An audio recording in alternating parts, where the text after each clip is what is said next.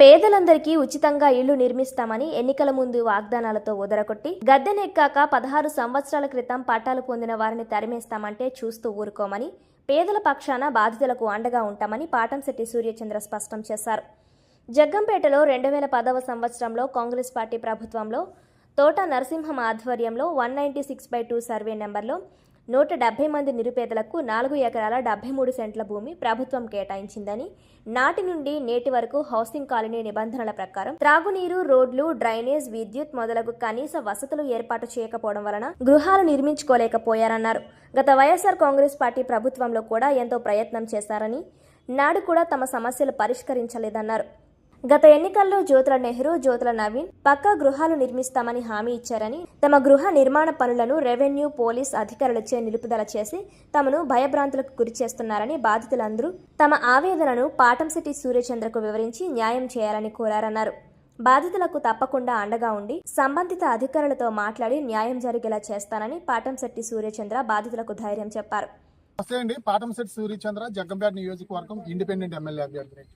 జగ్గంపేట గ్రామ పంచాయతీలో 2010వ సంవత్సరంలో సర్వే నెంబర్ 196/2లో 4 ఎకరాల 73 సెంట్లలో 170 మంది నిరుపేదలకు అప్పుడు కాంగ్రెస్ గవర్నమెంట్ గౌరవనీయులు శ్రీ తోట నరసింహం గారు ఆధ్వర్యంలో 170 మందికి పట్టాలు ఇవ్వడం జరిగింది.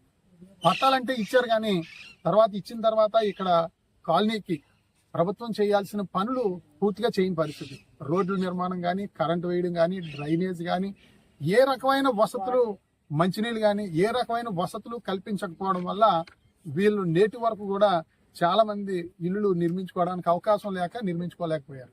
ఇప్పుడు కూటమి ప్రభుత్వం వచ్చిన తర్వాత మరి మీకు ఇక్కడ పట్టాలన్నీ క్యాన్సిల్ చేసాం, కొత్త వాళ్ళకి ఇస్తామని చెప్పేసి ఇప్పుడు ఈ కూటమి ప్రభుత్వం గత 10 రోజుల నుంచి కూడా ఇక్కడ ఉన్నటువంటి స్థలాలు ఉన్న ఈ స్థల యజమానులందరినీ కూడా భయభ్రాంతులకు గురి చేయడం అనేది చాలా బాధాకరమైన విషయం. వైఎస్ఆర్ కాంగ్రెస్ పార్టీ ప్రభుత్వం వచ్చినప్పుడు కూడా వీరందరూ కూడా మాకు ఇక్కడ వసతులు కల్పించండి, రోడ్లు, డ్రైనేజ్, కరెంట్ స్తంభాలు, బోరు అన్ని కూడా వాటర్ అన్ని కల్పించండి అని చెప్పేసి గత వైఎస్ఆర్ కాంగ్రెస్ పార్టీ ప్రభుత్వాన్ని కూడా అడిగినా పట్టించుకోలేదు.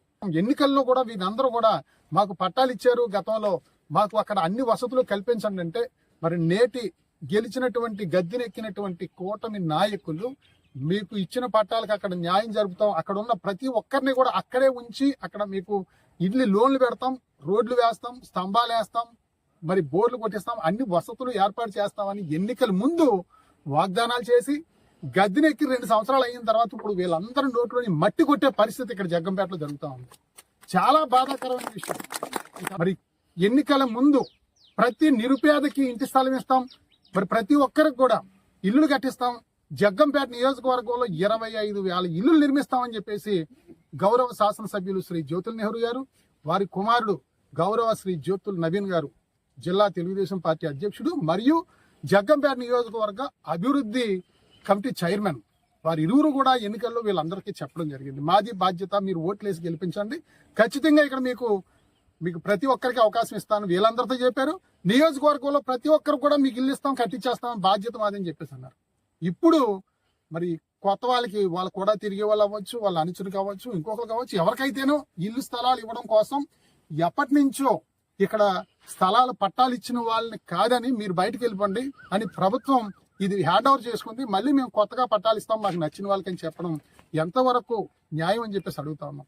మరి తీర్మానం కూడా చేయడం జరిగింది. పంచాయతీ తీర్మానం విషయం నెంబర్ 253లో పంచాయతీ తీర్మానం ఏమని చేశారంటే 2010లో 170 మందికి ఇల్లు ఇచ్చారు, వాళ్ళు 9 మందే కట్టుకున్నారు, మిగిలిన 161 మందికి ఎటువంటి నిర్మాణాలు చేయకపోవడం వల్ల వాళ్ళందరికీ నోటీసులు ఇచ్చాం.